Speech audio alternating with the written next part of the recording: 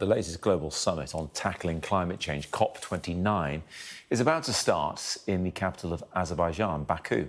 But there are concerns that Donald Trump will pull the US out of the Paris Climate Accords agreed in the last decade, a plan to reduce greenhouse gas emissions. He did do the same when he was first president and promised to do so again during his re-election campaign.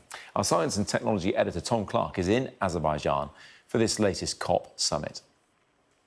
This was always going to be a tricky climate summit, being hosted once again in an oil-rich country. In fact, there's so much oil and gas underneath Baku, Azerbaijan's capital city, that tourists come to see natural gas burning as it seeps out from underneath these rocks. It's been doing that continuously for 4,000 years. Azerbaijan gets 98% of its energy from fossil fuels.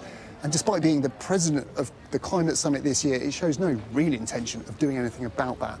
So hopes for this summit were pretty poor to begin with, but now with the election of Donald Trump and his campaign promise to pull out of the Paris Agreement, those hopes have diminished even further. Because even though the US wasn't the biggest player in reducing fossil fuels to begin with, it was a major diplomatic force in trying to encourage other countries to transition away from fossil fuels. And key to that was the negotiating power it could bring to finance negotiations about how to pay developing countries like Azerbaijan to transition away from this and build more renewable energy.